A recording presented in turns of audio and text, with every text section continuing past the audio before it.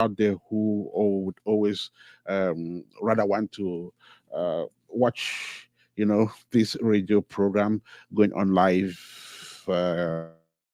on our respective social media platforms, including Facebook and YouTube. And so, if you are joining us on Facebook, you may want to share the video. Same with YouTube. And for those of you who are on apex1radio.com, thank you so much and welcome. And so, it's Saturday, October the 26th, 2024. Like 9 days to 9 days to election day. So Americans living in the country and their counterparts living abroad go to the polls on November the 5th to vote for their new leaders and, of course, the new tenants at the White House. So it's starting it will happen on November the 5th. But of course, some other Americans have been voting. Early voting started a couple of days, if not weeks ago, and we'll be talking about that as well. And so, once again, ladies and gentlemen, thank you so much and welcome as we play for time while sharing the live video to our respective social media platforms and to other people who are just joining the show. So it's going to be a fantastic edition of Political Point today, a very special one, of course, which is happening it's happening days before Americans go to their polls. And like I said, if you are just joining us, you may want to share this video so it goes to the four corners of the world. So our intention is to reach you, as extensively as we can. Right. So it's going to be an exciting edition of Political Point. Lots and lots of exciting items will be discussed on the show today. We are fortunate to have experts who have joined us on the show today. And so, who becomes the next president of the United States of America? That is the big question. Will it be former President Donald Trump who gets back into the race, or it will be Kamala Harris? Well, we will talk about that. But just to let you know that when Joe Biden officially stepped aside and Vice President Kamala Harris took the mantle of command for the Democratic Party, many saw this shift coming as Biden's approval ratings had dipped over the year. Kamala Harris became positioned to make her own bid for the White House. And with former President Donald Trump back in the race as Republican candidate and Vice President Kamala Harris now leading the Democratic ticket, the political landscape shifted dramatically. Now, for the past couple of months, the economy and immigration dominated the political conversation, with inflation still a concern for many Americans and immigration policies sparking debates across the country. Now, with these topics sparking debate, Trump and Harris have made them very strong points in their campaign. And so, Trump's first or America first economic message promising tax cuts and a tough stance on border security, and Kamala Harris's importance, or emphasis laid on inclusive immigration policy and economic relief. Both candidates are headed for the ticket or for the mantle of command as they look forward to November the 5th this year. Now, Trump has been crisscrossing the country, energizing his base in critical battleground states. Just in the past couple of weeks, he's been to Florida, Pennsylvania, Arizona, and you name it. Some of the states that are likely to play a pivotal role in deciding the outcome of the elections. And so Harris, on her part, has been focusing her efforts on states like Georgia, Wisconsin, and Michigan, where she hopes to energize Democratic voters and hold on to the key states that helped the Democratic Party win the elections in 2020. Now, both candidates have been making the rounds in the media as well.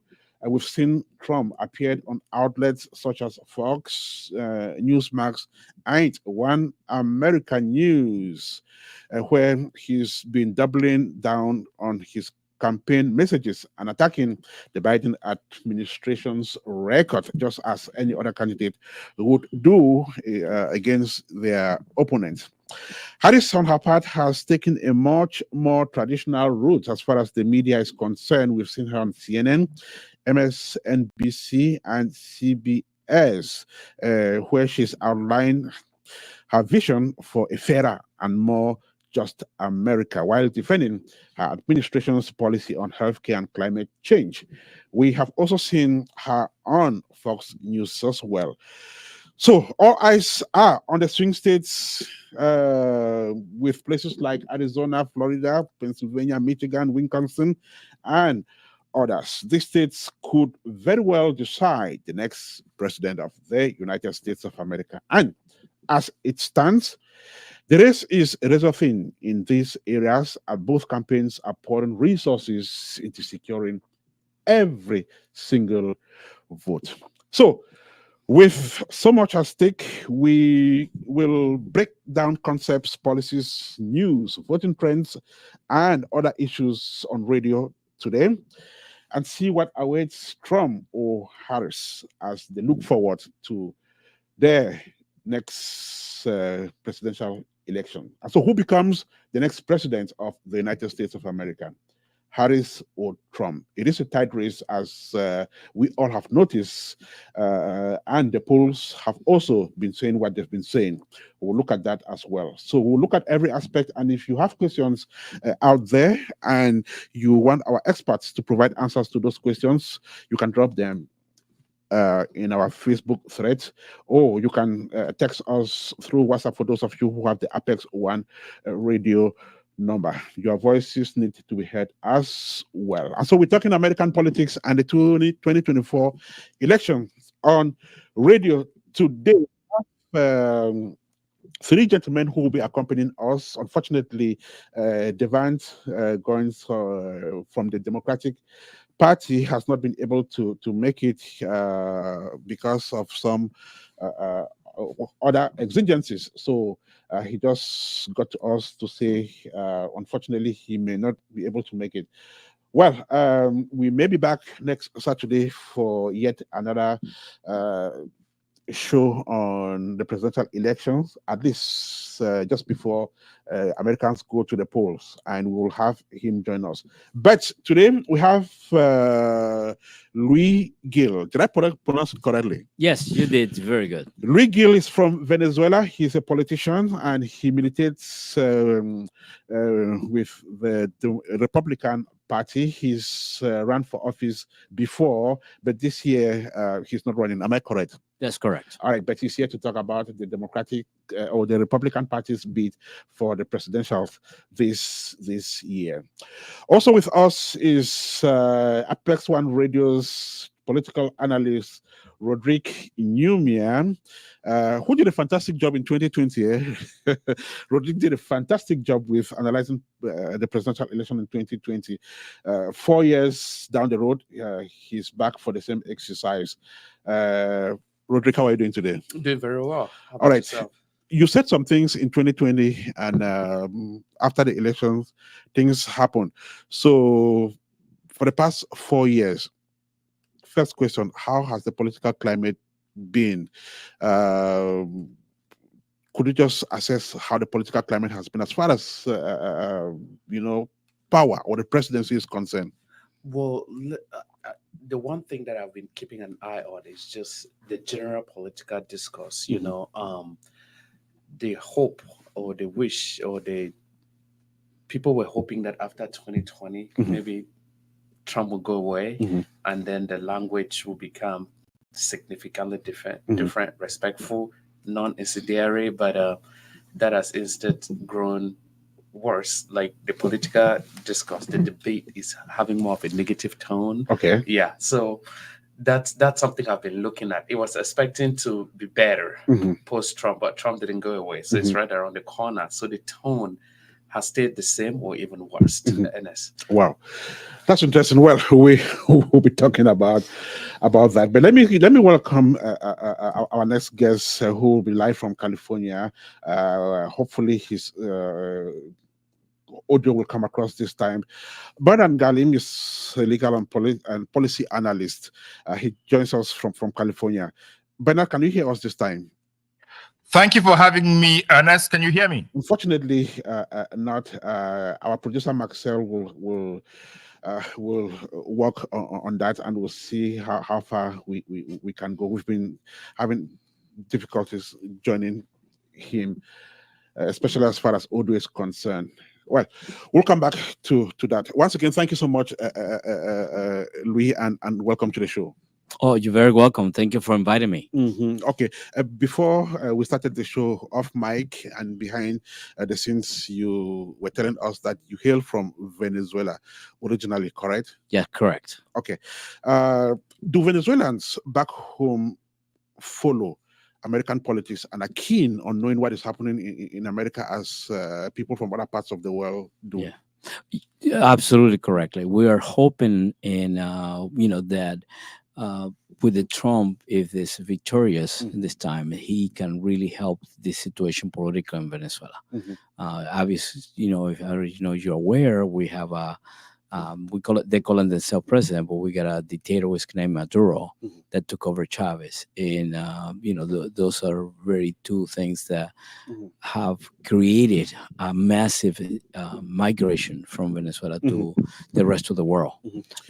Just to give you a little bit of the stats, is that right now we're 35,000 strong in Ohio, when 20 years ago we were only 100. In Florida, we're almost 1 million. And throughout, just counting the United States and in Europe and Spain is massive. We're talking almost 3 millions in Europe.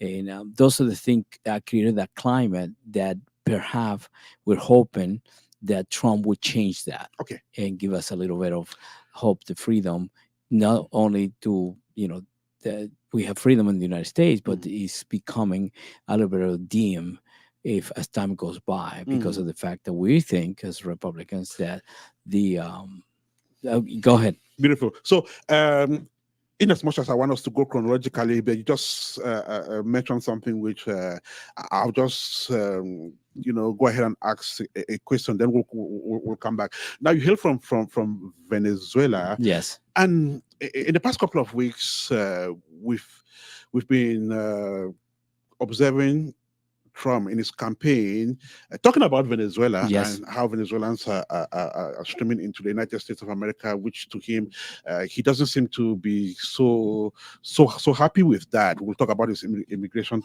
policy right ahead. But if I want to put my place in the shoes of an ordinary observer that would want to ask a question, but this is the Venezuelan who is in support of Trump, whereas Trump doesn't want Venezuelans in the United States of America. So how do you reconcile that? Well, I can give you specifically one of the Trump. If you go way back in his first term, he was a very positive in favor of Venezuelans. Okay. Unfortunately, this migration is taking place where we know that Maduro has emptied the jails and have sent people to the United States to commit crimes. So Venezuela has come into a negative light in the eyes of the Americans. One is, there was a lady, a student in Georgia that was killed by Venezuelans. And we have a young lady was raped in Atlanta. And those are things that brought the light, the behavior of Venezuelans in New York, in Arkansas, all the south border states where they're migrating massively. Okay, Nyumia, back to you. So first things first, how is the campaign going? Who is doing what? Who is going to where? And just 9 days to election day. What is the speed? you can see now the candidates are both crisscrossing this 7 important crucial battleground states. They are also deploying their surrogates, their vice president, as this is a weekend. They tend to think that people are going to be more attuned with what is going on because this last week is critical. There are a lot of people that know that there's an election. They don't pay attention to the everyday talk about it because sometimes it becomes monotonous or it becomes divisive. But this last week, there's 3% of Americans that have not made up their mind. And with the race this close, this 3% can mean a lot. So both campaigns have decided to be repetitive, in this crucial swing states to see who can change their mind last minute and who they can vote for. Now, the Republicans primarily have Donald Trump and his vice presidential pick nominee, J.D. Vance, doing their primary work with some brilliant minds in the background. But the Democrats have the luxury of having star power endorse them. You've seen Kamala Harris had an event this week in Atlanta where you had a lot of celebrities that showed up for her, including the former president. And just yesterday, she was in Houston, where you would think that Texas is a solid red state. Why is she there? But it was to prove a political point, women's right. Texas has been, they have a very strict abortion law. So she had to highlight that. And everybody, it's a foregone conclusion. Kamala Harris is going to win the popular vote, which doesn't matter. That can be another topic of debate for the next so many years. Right. But we're going to go back to these 7 swing states that matter. What is she doing? How is she doing it? Which, starting another very popular politician or wife of a politician, Michelle Obama, will be stomping in Michigan this weekend for her. Yeah. Okay. 2020, 2016, 2024. Nyumia, I want you to make a short comparison. This is the third time Trump is in a campaign. How would you compare these 3 different campaigns? 2016, 2020, 2024. It's like a zigzag. Okay. One thing is for sure, the standard is quite different right now. Kamala Harris is not just a woman, she's a woman of color, whatever you want to target as. So she's having those 2 extra, I don't want to call them stereotype, but hurdles to go over, explain herself and explain again. 2016, well, one thing is for sure this time around, Democrats are not taking anything for granted. Okay.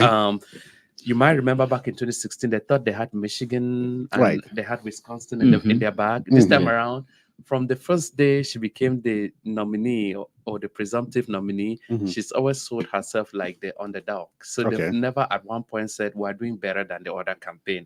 They're constantly selling themselves like we are the underdog, and they're learning from the mistakes that they did in 2016. Don't assume anything, talk to everybody and talk to them respectfully, and then get them out to vote, because the polling can be deceiving sometimes. There is legitimately somebody in this country that'll be like, well, yes, I want to vote for Trump, for instance, but Trump is doing well in the polls, so I must well just stay home because I don't need to. He's going to win anyway.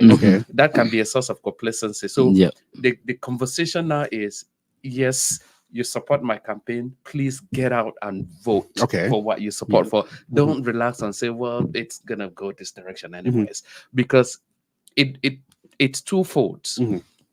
There are folks that would just assume that, well, Trump is going to win. So in as much as I want Kamala to win, Trump is going to win anyways. That can be an assumption. And then it hurts Kamala more.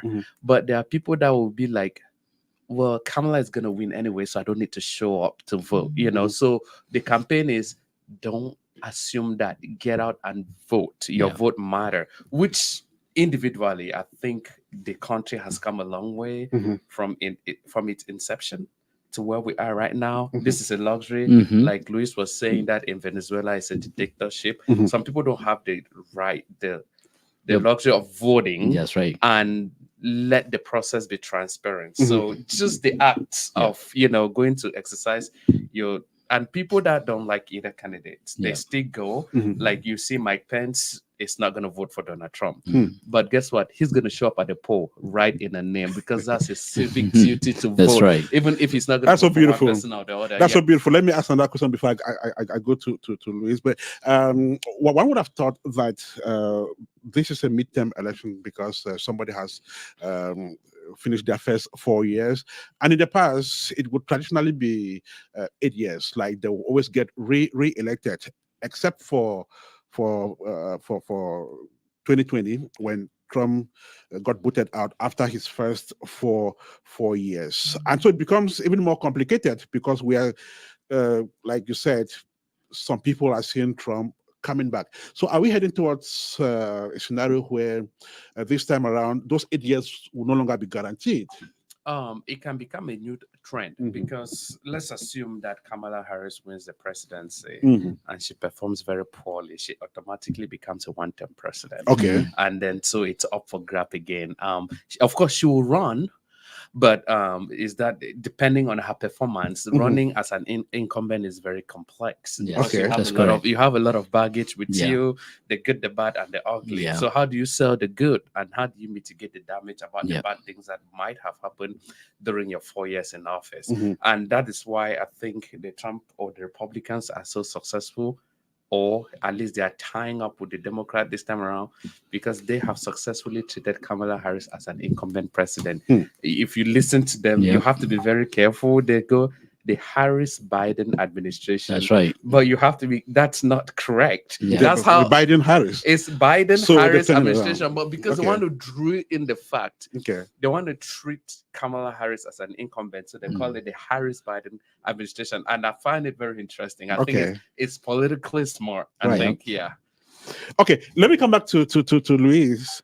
If I may make a remember this. Go ahead, yeah. Kamala did not go through the process of the primary. Okay. She didn't do that. She came and got adopted, if you can say politically, to run. Which wasn't her fault, though. But the fact of the matter, it was not elected by the Democrats. Okay. She was elected by Mr. Biden.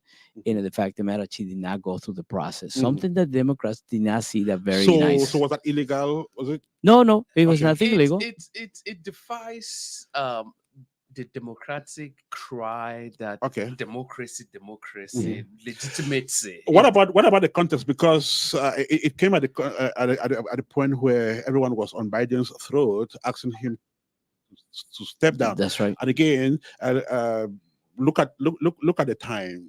We're already getting close towards. Absolutely, but Democrats knew that if they went and started an infighting in the nomination process, it will give more meat to the Republican. Well, and you have to say that it was by design. We don't know that for sure, but the fact of the matter that Biden wanted to stay, he did not give Kamala the opportunity for the Democrats to elect her in the primary. Okay. Yeah.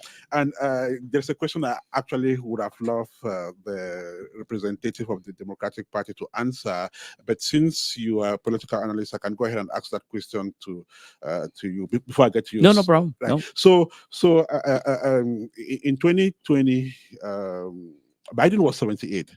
And so Democrats knew exactly that in 24, he would be 81, 82. And that wouldn't, he wouldn't have to be at the helm anymore. So strategically, were they wrong not to have anticipated this and even start getting his replacement back then?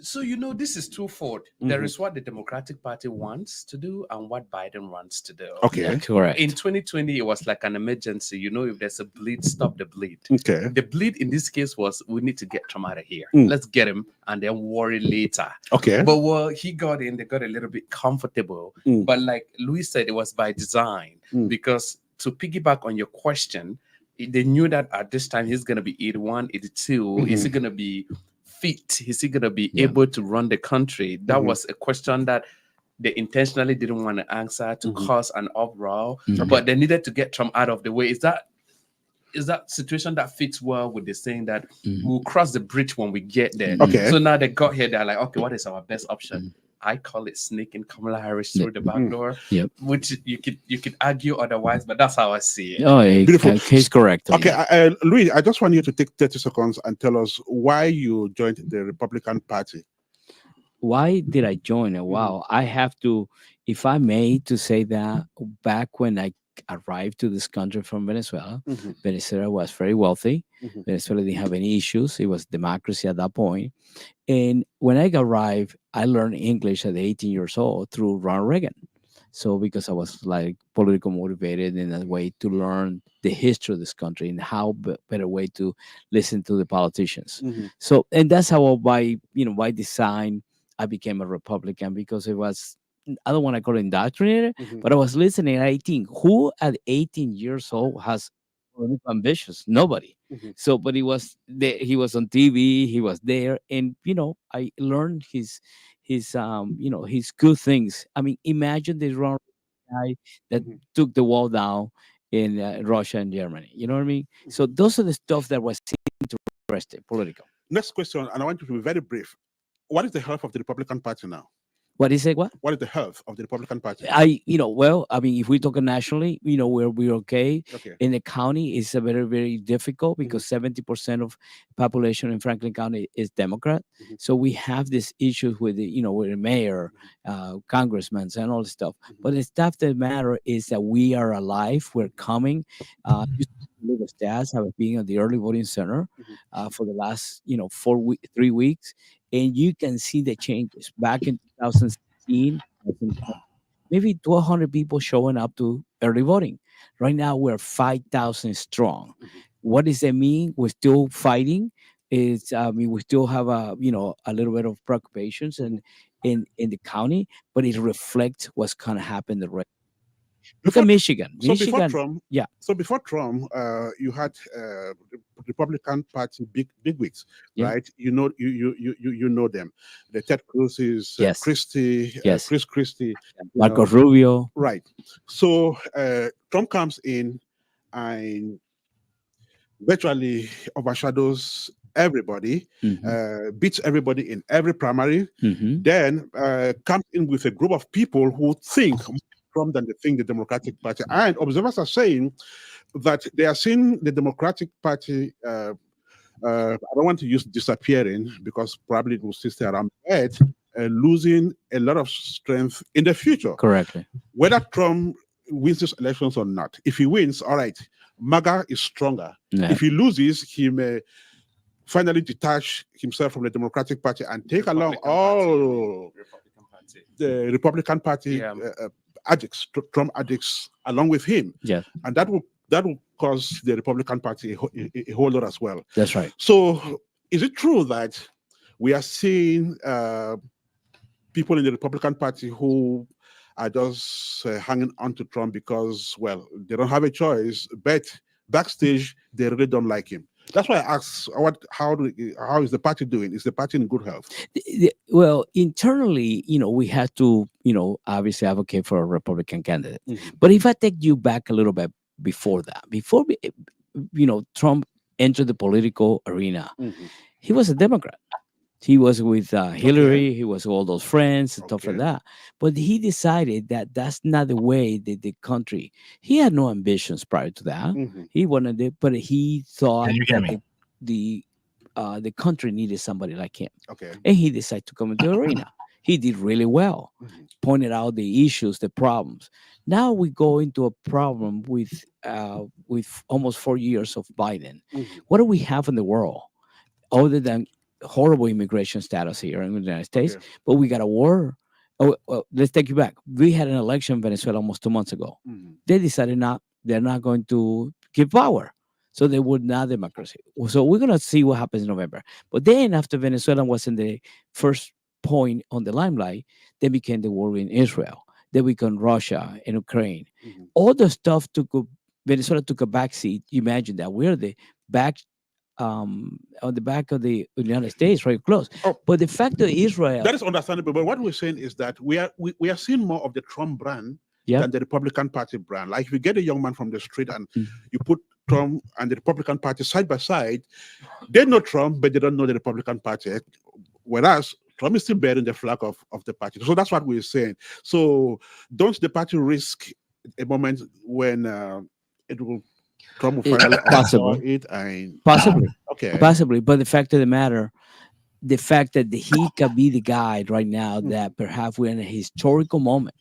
250 years of democracy in the United States is coming to this particular election. Okay. And this is the stuff that we, the Americans, are tired of the fact that the country is not working the right way because immigration status, economy, and the world. Okay. You know, then we got China is being quiet right now. Russia is trying to fight this war with Ukraine. But I believe in Israel, I believe, my opinion, is taking advantage that there's a turmoil politically in the United States. So he's going to go and clean up, what he's thinking that he needs to be done. But the fact of the matter, I believe the Prime Minister of Israel is counting and betting that Trump will be the next president. Luis, if we want to be transparent, you belong to the Republican Party. Yes. In-house, what are people saying about Trump? Well, I mean, we are loyal. We all stand behind him. People are coming out. And the reason I can tell you that, when we have 5,000 people showing daily, anywhere from 4,500 to 5,000 daily historical in Franklin County at the early voting center, that tells you something. Let me go to the political analyst, Rodrigue. The Republican Party and the Democratic Party have been around for a while, for a very long time. But we are living in a world where things are changing and anything can happen. When you look at this, we're talking about the Trump brand. Do you envisage a time when this Trump brand can cost the Republican Party maybe its image, and especially with the coming up of another movement, because people are observing the coming up of MAGA as a political movement in the future. So why is Trump so strong? So Donald Trump speaks to specific people in the United States. He's so politically incorrect.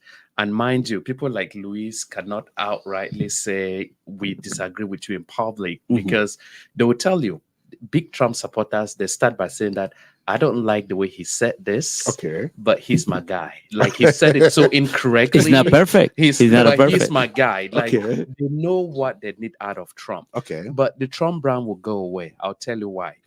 From 2016 to date, every candidate, you can look at Kerry Lake in Arizona, that have tried to use the Trump style to campaign has fluttered. They haven't. She's run for governor, she failed. She ran for the Senate, she failed. She ran for the Senate again, she failed. She used the Trump tactics. The Trump tactics is good for Trump, only and for Trump, and nobody That's else. And if you look, Ron DeSantis was a mini Trump, miniature Trump. The way he campaigned in the primaries, he tried to. He was Harvard educated Trump versus the Trump from the streets, but he didn't work for him. So right now, people generically don't want to upset Trump, especially folks in the Republican Party. They just want to get with the program, because everybody knows this is the last time they'll have to deal with him. Right. Now, either he win this election and they would deal with him for the next 4 years, or he doesn't win the election and he goes away and we're back. I promise you, if anybody comes and try to use the Trump tactics to run for president, they're not going to be successful. Or to run for any office, period, they're not going to be successful. No, this was designed for Trump and Trump alone. Yeah.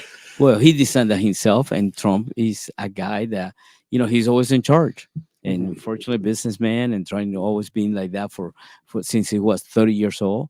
It is hard to break, but the fact of the matter, being the leader, not only in the United States, but the rest of the world is trying to connect with peace for 4 years, because Trump will be the one will tell the world and the leaders, this is the way we're going to do it. This is the best way for all of us. This is Political Point on Apex One Radio, the edition of October the 2024. 9 days to the presidential elections in the United States of America, and we're focusing on that election on this edition of the show. So we are looking at the news, the actors, the stakes. Let's find out if Bernard Ngalim is now joining us from California. Ben, welcome. Can you hear us now? I can hear you. Can you hear me? All right. We still cannot hear him. I really do not know what the problem is. Well, Marcel will still try to sort that out. All right. quick question, and this is going to be a very tough one, Louis. You forgive me for That's okay. That's okay. for that. So Trump is not an ordinary candidate. Trump is not an ordinary man. He's not an ordinary former president. He is exceptional. His story is different. I think he is a unique story since in the history of the presidency of the United States. And so we have a Trump who was in power between 2020 and 24. Then he's coming back.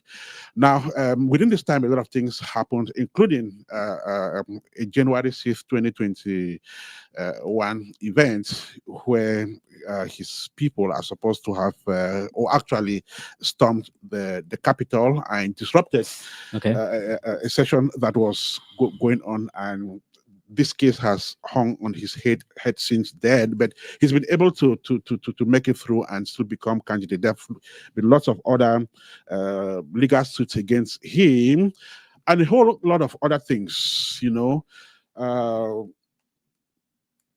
making people think that Trump is not qualified to run for public office. And I can quite remember that on the day of the January 6th incident, Republicans and even the ones in Congress came out against him and literally disqualifying him for running for any public office anymore. But here he is. So people are saying out there that, why is Trump running, by the way? So I'll ask that question to you. January 6th, in my point of view, is a dark moment in the United States. Whether Trump had created it or not is something that we're all to see. And very unfortunately that, but there were so many items happening that there. Georgia, that, apparently we call in the stolen election, but we're going to move from that point. Very unfortunately, when you go Trump personality, he's not gonna let it go. Trump doesn't appear to be a loser. He doesn't appear to be a person that is gonna lay down. Unfortunately, his temperament can't do this. But the fact of the matter is, if historically, I think we live in a moment that Trump is necessary for the country. Where he's moment. I mean, things the country is completely polarized. Democrats, Republicans. Is it something that he did wrong? I'm gonna leave that to people to decide, because it's a very tough. It's a tough moment, dark moment in the United States. Having the vice president that you mentioned and that turning his back on him and say he's Democrat. Well, Trump is not a perfect guy, but it's a guy of the moment. I believe, but what I seen and what I read and what I think is the fact that he's the guy for the moment, not only for the United States but the rest of the world. We find there will be, and we can come back after he wins election, and the way he's gonna do things, not only in the United States but also on the world. And the world is looking for peace. Okay, perfect. Let me turn to the political analyst, Rodrigue. So on the night of January 6, 2021, if you ask anyone else except diehard Trump supporters, they would have said, "Okay, it's done for Trump. He just cannot run for office after this incident." And so much water ran under the bridge. Here we are in 2024. He's running. We've seen the legal suit and all sorts of things against Trump. Yet he is running. So the ordinary man out there really doesn't seem to understand, right? They're asking a lot of questions. So, as a political analyst and someone who's been following this, what has really happened and what has transpired, right, to make Trump qualified to still run? Trump is a very good salesman. Okay, let me tell you how he sells this. Oh, I had 34 felony count. Remember, I told you the system was rigged. They're using it against me. It's the thing I told you. And that's the language that the ordinary guy understands. That I am fighting for you. Remember, I told you that this system, there's a swarm here that we need to drain out. Yes, this is proof that they're using it against me. Okay. So that creates an immediate room for people to forgive him and continue to support But that's him. about the people. What about the legal system? Because the people can forgive him, right? That's political talk and so on. But these are lawsuits, and this is the law we're talking about as well. Right, good. So he has started by sowing doubt in the justice system by saying that it's rigged. It's all liberals that are, for instance, there was no way, legitimately so, you can say the jury system is what we use in the United States. There was no way his peers in New York, in the Bronx, were gonna not convict him. Remember, the state of New York is very liberal. So he argues that, first of all, they had a court, the prosecutor was so liberal because when Trump was president in 2016, most of the attorney general, the U.S. attorney for the Southern District of New York, most of those people ran for office on the premise that we're going to hold Trump accountable. He's not bigger than the law. So Trump is quick on his feet. Like I said, he's a good salesman. He flips it around and says, remember what I told you, people? They're out to get me. And he has clips of them campaigning that we're going to hold Trump accountable. So now he's like, yep, they succeeded to win the election and got into their position. And guess what? They're not persecuting me. And listen carefully, because there's a difference between prosecution and persecution. And he sells it so well. That is why, in as much as is the legal system, is the justice system, but Trump is a good salesman. He knows how to flip it and make him, he constantly looks like a victim. He knows how to look like a victim. So now the merit of the case is a conversation that legal minds have, but his ability to flip it around and make him work in his favor is genius. So are you saying, or are you insinuating that with some other candidate it won't work? It would only work with a Trump who is good at it? That candidate will have to start by saying that the justice system is perfect. And the moment that person says the justice system is perfect, then everybody's going to be like, therefore you're guilty of these 34 felonies. So Trump started from the get to say it's rigged, it's corrupt, it's deep state. And so once you set that premise, once you set the tone like that, now you piggyback on it. You then say, remember, I told you that the whole thing is rigged from the get. Look at me, I'm being persecuted. And like I said earlier, remember, there's a huge difference between a prosecution and a persecution. And he's surviving. He's still very relevant because he's a good salesman. So in 2020 or 2024, we did not see Republican primaries that were as highly contested as the case in 2016. So I'm asking myself, was there a need for any primaries within the Republican Party? Did they just do that for the sake of it, or just to justify democracy, or they really actually, the candidates actually went there to knock Trump off the Republican ticket? Well, because we've seen a Trump whose popularity grew even more after 2020, after 2016, after 2020. Then we still had courageous Republican Party aspirers who went into the primaries to knock Trump out. Were they serious? Well, of course, everybody was serious. But the fact of the matter, like he said, Trump is quick on his feet. I mean, it's hard to confront somebody that very intelligent. He had mentioned his IQ is way up there. But the fact of the matter is, we did not have a contestant. The governor of Florida. He tried. Very intelligent guy. We all the pedigree. Naval guy. He has a good. It's a good governor in Florida. But the fact of the matter is that Trump always try to put that the country's first, and people buy that. But that's what we believe, country first. But we think that some other candidate from the Republican Party would even say that, especially after learning how this worked for Trump in 2020. So my question is, does the Republican Party think that with another candidate, the party would have performed better, or it only had to be Trump? No, they had to be Trump, and that's where we start behind. We gotta create unity, because that's the only way it's gonna work. Well, not to interrupt you, but that does go back to add to the point that, remember, Ron DeSantis was viewed as the favorite. That's right. The moment Joe Biden got into the White House, Yeah, Ron that's DeSantis right. looks like the next nice thing Yeah. that will get Biden out of the office.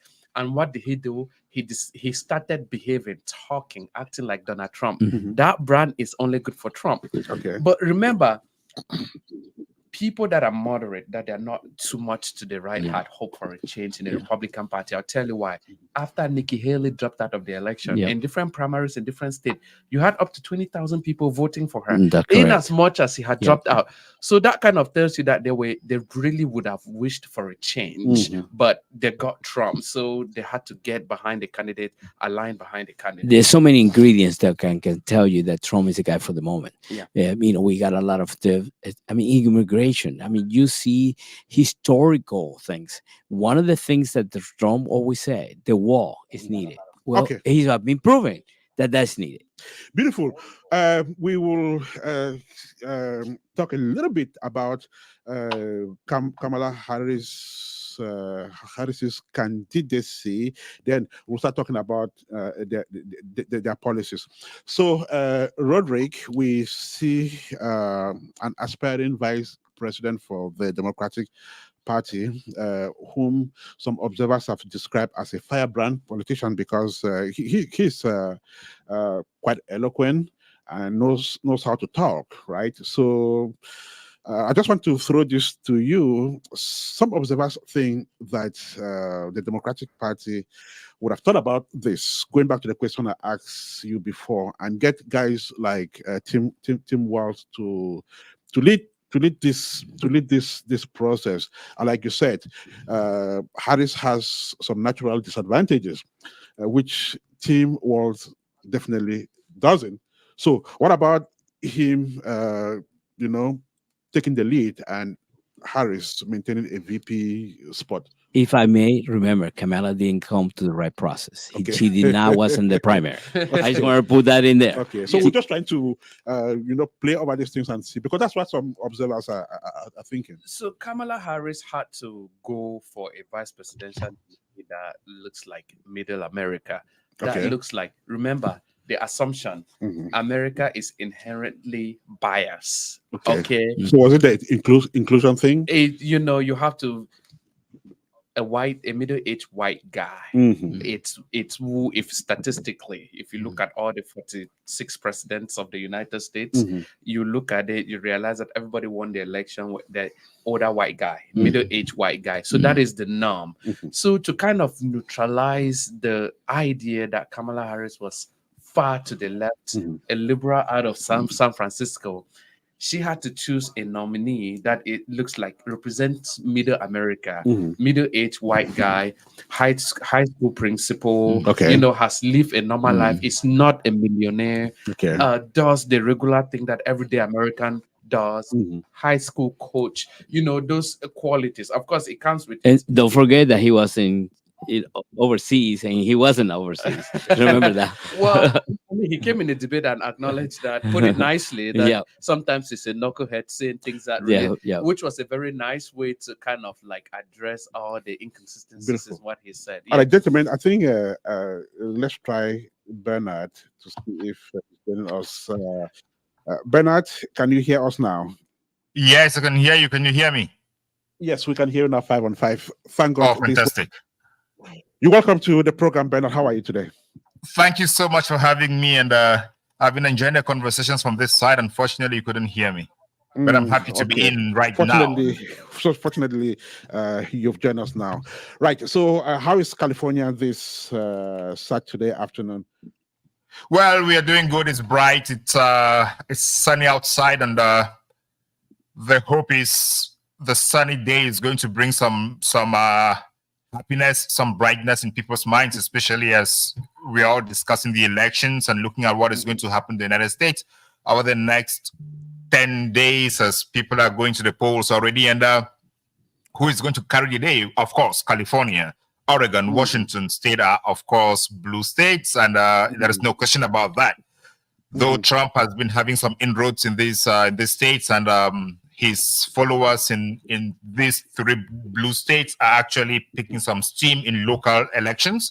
And if you look at what happened in Oregon last year, 2 years ago during the midterms, the governor was almost the Republican candidate who was a strong supporter almost won the elections. So it's kind of becoming really competitive on this side. And when you look at Garvey, who is competing for the Senate seat as a Republican against Adam Schiff, the debate is becoming fierce, but of course that it is California and we shouldn't expect any significant changes, but there is some movement towards the side of the Red Party. But that said, we are talking about California, and the Democrat Party is quite strong and operating very strong on this side of the country. Beautiful. Bernard Ngalim is a legal and policy analyst who is also very keen on the U.S. elections. He follows it, by the letter. And one thing with Bernard is he's extremely sensitive to statistics, to numbers, and of course, and facts. Then he also talks policy. Bernard, before I go to the first question, you just mentioned blue states. And I'm asking myself, has this become a permanent rule that blue states will remain blue states and red states will remain red states? We keep talking about change. Things are changing. We are in 2024. Are we going to, like 2028, still talking about blue states, red states? One thing is certain. Donald Trump's entrance into the American political landscape has changed the dynamics. And though we cannot say that by 2028, some states are not going to be categorically within the party in which they are now, that change is definitely going to come because there is immigration, internal immigration from state to state, and different orientations that parties are taking. Like when you look at New York now, Donald Trump is going to organize a rally in New York. It's a long time. Republican candidates have not organized rallies in New York, and they have given up New York. Then you look at Texas. Kamala Harris was there last night for a big rally, and she pulled out lots of people. So the dynamics are definitely going to change, but it's generally always a slow process. And we cannot discount also the fact that with immigration, education, changes in technology, there is the constant movement of information, movement of people, and changes in what people are seeing. So it's kind of a give and take at this point. But in the long run, things are definitely going to change because the parties are not going to be what they are. When you look at the trend in the Republican Party, beginning with Trump's appearance on the stage, things could possibly change, and we could see other smaller parties coming up strong and gaining ground in some other states to upend what we have today as blue and red states. Let us come back to what the polls are saying, because apparently people are very sensitive to polling, but it's not always what we think at the end of the day. I'll just give you an example. Hillary Clinton led in most of the polls during the 2016 elections, particularly the months leading to election day. So in the months leading up to election, Clinton maintained an average lead over Trump. For example, in October of 2016, national polling averages from sources like Real Clear Politics showed Clinton with a lead ranging from 3 to 6 percentage points. Then, according to the same source, national average just before election day, Clinton was leading by almost 3.2 points. Now, we had Clinton, who led in many key battleground states like Pennsylvania, Michigan, Wisconsin. Clinton had small but consistent leads in polls, though Trump ultimately won these states in the elections. So another statistics we have, Various election projections gave Clinton the upper hand. Clinton had 71% chance of winning on election day, and that's those were the polls saying it. Now, despite these leads, Trump won in key swing states with narrow margins, which allowed him to secure the electoral college. Clinton won the popular votes by 2.1 percentage point. So you see polls that favored Clinton right till the last day, but at the end of the day, Trump became the winner. So I'm asking this question: what do these polls actually represent? Because you get people to a point where they're already happy seeing maybe their candidates winning elections. Then at the end of the day, the tables turn around and they lose. So what is the essence of this of polls? Before I get to that, let me say that let me appreciate Marcel, the technician, who's been working for close to 1 hour to get me in here. He's been doing a fantastic job, and finally I'm here. Marcel, hi, thanks so much. Unfortunately, technicians never come out on the screen. They carry the huge burden behind. Yeah, talking about polls. Polls generally represent a very small fraction of the voting population, and they have, over the last few cycles, have been kind of inconsistent. So there are two types of polls. There are the public polls, and then there are the internal polls. Candidates do not generally believe on the public polls. They run their own polls to see where they are. And candidates also, before they define their policies, they also run polls to see what is popular amongst the population. Then on those bases, they will define their policies to sell out. And with the public polls over the years have been kind of shaky, especially in regards to Donald Trump. But even before Donald Trump, they have always been slightly they slightly missed the target when it comes to the Republicans. But that was not what happened over the last midterms in 2022. The polls were out to the effect that Republicans were going to sweep most of the seats in Congress, but that didn't happen. So what is the lesson here? Polls don't represent votes, So people who look at polls, they have different things they look at, and the politicians themselves do not really focus on those polls. Personally, I don't look at polls as a general trend. I look at polls at very, very specific areas. Let's say we're looking at the state of Pennsylvania. I wouldn't be looking at a general poll in Pennsylvania. I am looking at what is happening in the counties that are actually competitive. Because if you look at polls generally, you would tend to think that the person who is leading in the polls is going to win the elections, which is not the case. Rodrigue actually made that point, because looking at elections in the United States, it is the electoral college that matters. And the states also matter, because those are the states that decide the elections. And one thing that we need to always talk about when we are talking about polls is these are just projections. Nobody polls everybody. The votes are what matter, and the votes are what enter the ballot box, and those are the things that are counted. So polls kind of shape the narrative. They kind of shape how people perceive the elections. They shape the strength of each candidate. But at the end of the day, they are not definite, and they will not determine how the outcome of the elections are going to be. Beautiful. I was just going to chip in real quick, to piggyback on what he just said. For anybody that is super interested in the election and is having some anxiety about how this is going to turn out, let them know that Donald Trump consistently polls less, and then the turnout vote is more on election day. So Democrats should not feel comfortable with every poll where Kamala Harris is leading by a percentage point or less than a percentage point. You can guarantee that Donald Trump is going to win in that very poll.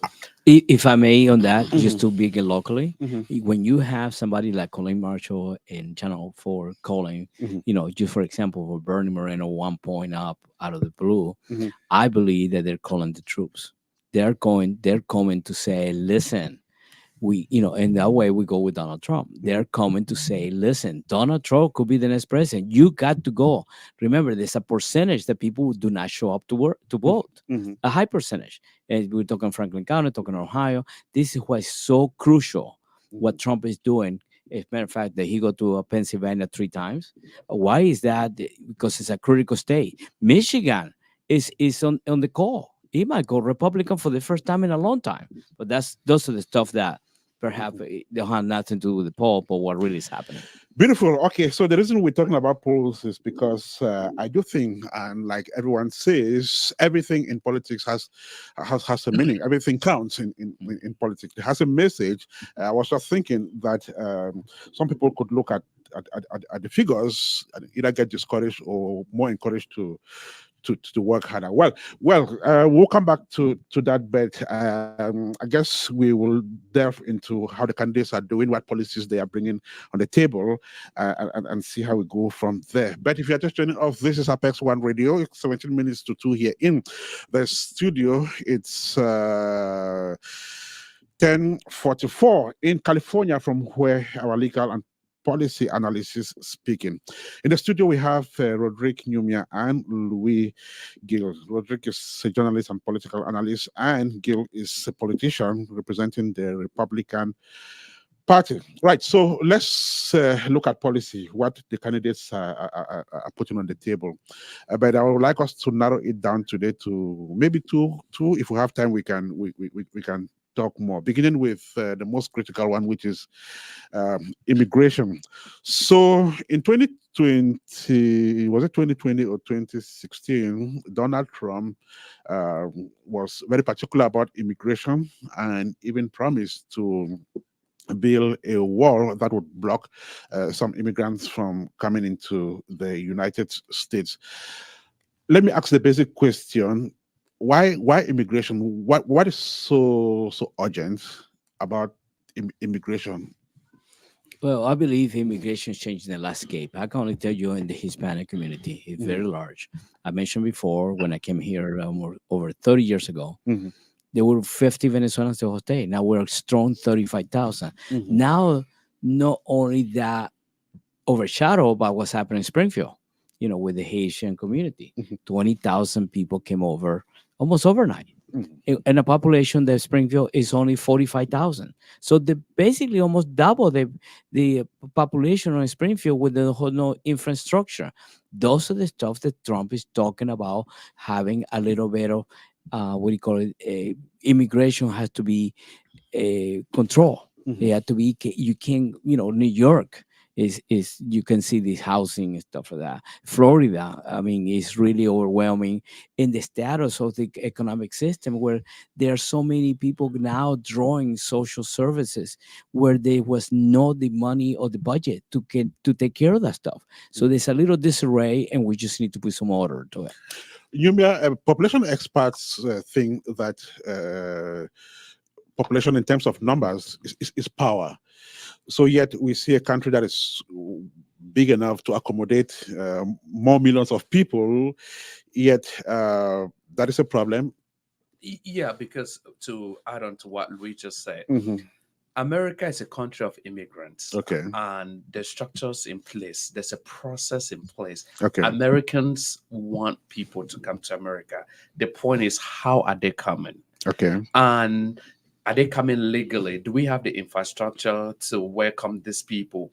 Because if you step back and look at it, Democrats are like everybody in, regardless of what the situation. And Republicans want people in, but they want people in a very orderly manner, in a systematic way, such that the infrastructures in place will be able to accommodate them. But now here's the political side of it. The idea, which is what fascinates me, because I've seen Elon Musk tweeting about this the other day, that Democrats want everybody in to dilute the votes. Okay. I wish somebody would tell him that immigrants are inherently conservative. Now, if you do a polling of immigrants and you take the tag away of Republican or Democrat and you discuss the issues with them, you realize that they lean conservative than Democrats. Okay. But the point is, when you talk, do you support the Republican Party or the Democratic Party, they'll be like, of course, I support the Democratic Party, partly because they let me get here. But when these people circle around and they settle in the United States, they tend to lean Republican. So the idea that all immigrants will vote Democrat is a farce, is incorrect. Okay. It is not going to work. That's not how it works. Now, Bernard, can you hear me? 5 and 5. Okay, good. So let us talk immigration, which is one of the top-notch topics in the 2024 presidential election campaign in the United States. So you would agree with me that Democrats would not openly say that they support illegal immigration. Republicans say yes, there should be immigration, but it should be done legally. So at the end of the day, they seem to be speaking the same language. Well, but someone also says that Democrats want the door open so everyone can come in, and so everyone is saying their own thing. So at the end of the day, who is saying what, and how would you assess how both sides are putting forth the argument? One thing is the words fly and actions actually matter. If immigration is a top question today in these elections, it's because of the number of illegal immigrants that have come in through the southern border, which I don't want to call illegal immigrants. I want to say those who come in through the southern border without following the due process of immigration. That's illegal. you cannot be nice. It's illegal. If you come in without going through the process, you came in illegally. Yeah, we can put a different color, but it's black or white. All right, yeah, that is it. Because when I studied immigration law, one of the first things that my professor of immigration law said in class was, I am going to play this video so that you watch it and then you wouldn't think that this is an anti-Trump class. This professor is an immigrant to the United States, and he played a video of Bill Clinton when he was addressing at the State of the Union when he was president some time ago. And Bill Clinton actually was for the fact that he was going to build a wall and he was going to control immigration from the border, from the southern border. Then when you look at Hillary Clinton around the 2008, she was also concerned about the illegal flow of immigrants from the southern border. Biden the same thing, Obama the same thing. And now the narrative has changed for reasons that would actually be, to me, that would actually be ascribed to the political language and the political terrain that's evolved. Almost all of Trump's policies mimic policies that others have had in the past. But because of the media landscape, in my view, the characterization of what Trump says and Trump's characterization of what he says changes the landscape and the interpretation of what has been given to him.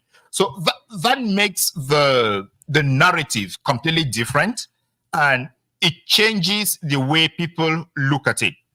Now, I want to agree with Rodrigue with what he said about immigration, because most immigrants are conservative. And I've been putting out an op-ed on this. It's been taking me forever. I'm putting out an op-ed on this because when you look at what immigrants think about the family, it aligns with what Republicans think. What immigrants think about country, it aligns with what immigrants think, what conservatives think. When it comes to the economy, the same thing. When it comes to international relations, foreign policy, the same thing. Most immigrants want peace in their countries. Most immigrants don't want foreign governments to interfere in what is happening in their countries. Most immigrants want to have family the way they know it from their countries. So all these things align. But then when it comes to voting, most immigrants are a one-issue voting bloc. That is immigration, because they feel and they know that America is comfortable. America can change their lives. They want to live the American dream. So they think about how would they bring in more of their family members here to also enjoy the American dream. So they tend to vote around that. And now the understanding that Republicans are against immigration is the language that is projected out there. The media will not say that Republicans or Trump is against illegal immigration. Generally, they will take off the qualifier illegal and just say immigrant for whatever reason. Then, before traveling to the United States, most immigrants are used to one American media outlet, and that is CNN. So most people watch CNN before coming to the United States. Then when they are in the United States, they continue watching what they know. You know, old habits die hard. Most people don't know Fox News. So there is this competing information between conservative media and liberal media is not out there. So you come in with what you already know, and when you settle in, you continue following with that information that you have, or the information channel that you have. So it shapes the narrative and it shapes where people go to. You see. So this now makes immigrants to be one party voters, because they think about themselves and how they are being characterized. And very few people actually listen to what politicians say. Most people get their news from the media, and media doesn't report exactly what is said. Media interprets what somebody said and then gives it out to you. So this makes it completely different. The information you get is completely different, and everybody now sits in to think that immigration is that they are considered lesser of human beings than what other people are being considered in the United States. So in my view, that is what shapes the immigrant's mind when he is making voting decisions. Well, if I may add, Yes. also when the immigrants come in and then the influences on their kids, education, economy, those are the stuff that tend to do with whoever's actually the president. Inflation goes up, the economy gets better. And those are the stuff that most eager immigrants are worried about: education, economy, and the jobs. All right, this is Apex One Radio. We're live from the United States of America. We are talking politics and looking ahead of the November the 5th presidential election, which will, change the dynamics, if not maintain the status quo. Maintaining the status quo will probably mean that we will have Kamala Harris still win to stay at the White House. But then we are not yet there.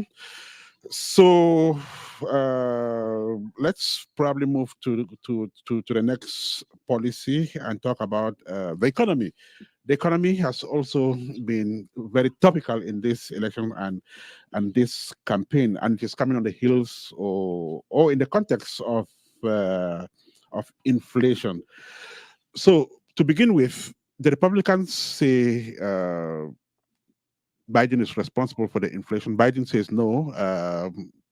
Circumstances led America to this current economic issue. So, at the end of the day, who are we hanging this current economic quagmire on? It goes. Whose responsibility is it, Rodrigue? It is a continuous rolling ball, in my opinion. You realize that COVID happened, and starting President Trump was in office, he started initiating all this help for small businesses and everyday Americans. Something to assist them not sink. Well, Biden became the president after that and continue and gave a couple of stimulus packages. Well, for everybody that has done economics 101 knows that too much money in the economy causes inflation. That's correct. So it's not something that I will personally attribute it to any single president. It started under President Trump and continued under President Biden. Regardless, there is inflation. What I would, as an American, I would have asked of the Biden presidency is, can you be aggressive in trying to resolve this problem? I get it. I forgive you for putting in so much money in the economy in the first place that caused inflation. But now what are you doing trying to, help the situation? It's kind of what is it? So it's not a single president's issue, because if you want to look at how we got here, it originated from the Trump administration, rightfully so. There was COVID-19. So the point is, Biden has been too careful in trying to address the situation. And if you look at it, things like energy, if the cost of energy is up, it inadvertently affects the cost of everything. Every American. Yeah. affects everything. And then this comes down now to ideologies, party lines. Republicans are all for drill, baby, drill. Open the pipelines, do the fracking. If the economy is well on with the energy, then everything would fall in place. Whereas Democrats are like, wait, hold on. We've got to preserve this planet for the next generation and the generation to come. So policy differences has inadvertently affected the economy, and here we are today. But again, remember what I told you guys earlier, that Trump is a good salesman. He's not going to go down and explain the intricacies to you. He's just going to, Harris is bad, Trump is good. They broke it. And in the last, I think, it was a podcast that Donald Trump was on. He did go, and in this last week, or a little bit over a week that is left, his last closing message is, Harris and Biden, they broke it. I'm gonna fix it. That kind of credit to him. Leave it to Trump to make this stuff. Good salesman. Yeah. Louis, let me come back to you. If Biden and his administration did not handle the inflation properly, do you think Trump would have done so if he won the 2020 election? Well, let's go back to 2016. The economy in 2016 for Trump was spectacular, especially when the gallon of gas was $1.90 or something like that. Unfortunately, COVID came in and it was a disaster. And I'm not blaming COVID, it's just a natural thing that happened. But it was COVID. Was China trying to control the economy in the United States? We don't know that, but we know that China wants to be one of the number ones in the world. But one of the things that stick to my mind in the economy is the wars, Ukraine and Russia. Recently, Biden gave $1 billion to the president of Ukraine to keep fighting this fight. And the fact of the matter, that we think that if Trump gets elected, that will end. And, Putin and Biden, there's no secret, they get along better than what Putin gets with Biden. And the fact of the matter, that will help the world economy. That is draining the world right now. I mean, having Europe there nearby, Putin in charge of the oil pipeline, those are the stuff that worry internationally. And I believe Trump will be the guy, he's a businessman that will negotiate for the better of Europe. And that will help the United States indirectly. Go ahead. Thank you. Let me put that question to Ben differently. Rodrigue just mentioned how politics interferes into policy, and when it comes to economics, it should be different because I assume that every country has experts in economics who advise the country on its economy. So why would political interests come into things like the economy, which is of course a science, So this side wants to do it differently, yet it's the same thing. We're talking about the economy, and this is near science. It's not like something that they should use politics to meddle with. So how would you appreciate the fact that, or how would you, what appreciation would you have, the fact that Trump and his people want to do it their own way, the Democrats want to do it their own way, but they're dealing with the same economic issue? Yeah, Gil and Rodrigue have made very, very serious points out there. The first point is Trump is a very good salesman. And Donald Trump actually said people vote with their stomachs and not with their heads. So the experts speak expert language. And that expert language does not reflect when I go to the grocery store and what I used to buy for $1, I now buy it for $3 or $4. That doesn't translate into anything in expert language.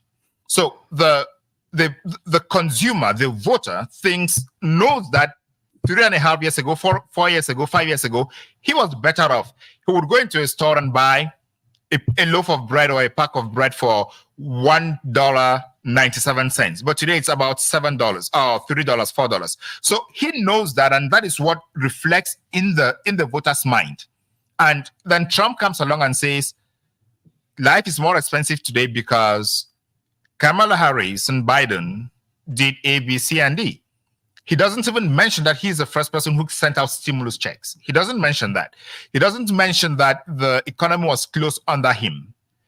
So the buyer, the voter, listens to the message as it is. And then I think the biggest mistake that the Biden administration made was disowning the inflation and claiming that Bidenomics is working.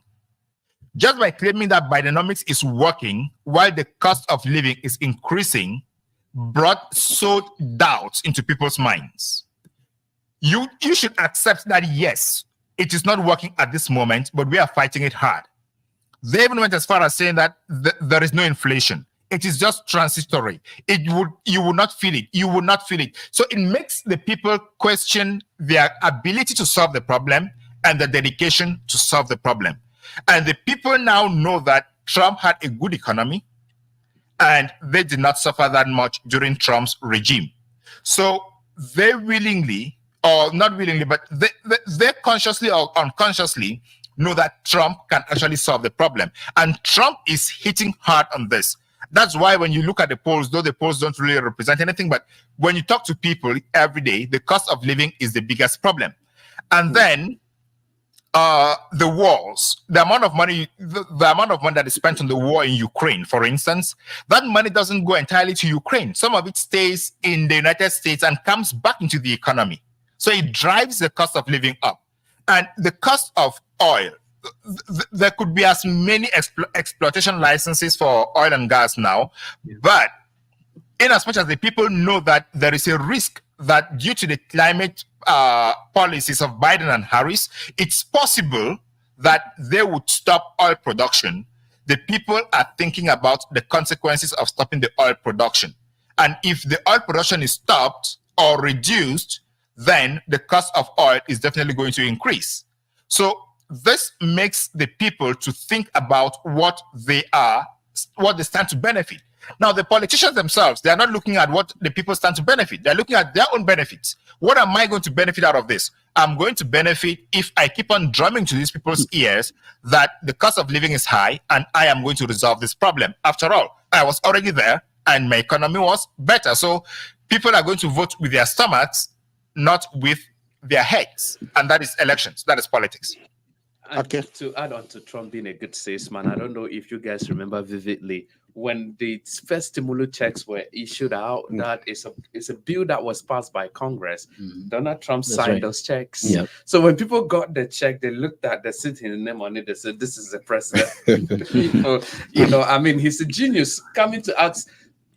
Answering the question where you say, why is Donald Trump still relevant? These are some of the little things that he does that sink in with people, but the regular guy doesn't really pay attention to. Well, they wanted the stimulus money to put it back, injected back into the economy. And that's what people saw. Beautiful. We will soon run off. Unfortunately, we don't have much time for this, but we'll be back next week. I guess we'll be back next week and throw more light on this and more things before election day. So we'll just take one round of questions, then we'll be out of here, at least for today. Quickly, Rodrigue, in maybe 30 seconds, what is it that Trump is bringing today, which he probably did not in the past? Oh, look at Trump yesterday and Trump today.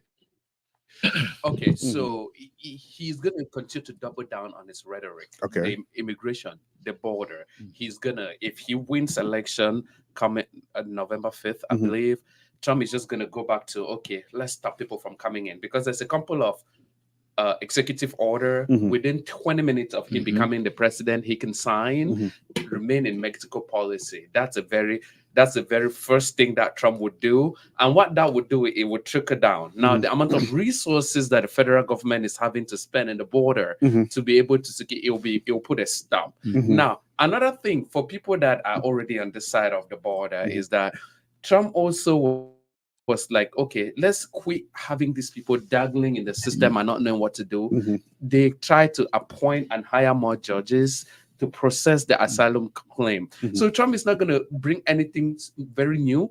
He's going to go back to reinforcing the things he's done. Like you look at Europe, for instance, everybody should pay their bill. When it comes to NATO, he's going right back and said, America is not going to pay for your defense. Beautiful. Ben, are there people who are going to, are there voters who voted for the Democratic Party in 2020 who may not vote this time, perhaps because of policy? Otherwise, what is the role of policy in campaign speeches? 30 seconds. I really think policy doesn't really trickle down to what people feel out there. People really vote how people vote in response to their immediate environment, and they're looking at especially the economy. Will I pay my bills? Will I send my kids to school? Can I buy a house? And these things are out of the people's reach now. And what people actually voted for in 2020 was voting against Trump, not necessarily for Biden. And at that time, the message was, we are sending Trump out to fix the country. And the people are asking themselves now, has the country been fixed? So everybody is having that question in his mind as they go to the polls. Thank you. Beautiful. Beautiful. I'll go from there. So we are sending Trump out to fix the country. So according to those people, Trump had destroyed the country before leaving. Trump hasn't had the time to fix that country, yet they're bringing him back. Are they hoping that they're bringing him back to do anything better when he didn't do? Yeah. Well, one of the things, Trump is off the cuff. I mean, he would say things that people would like, especially American people. They were born here.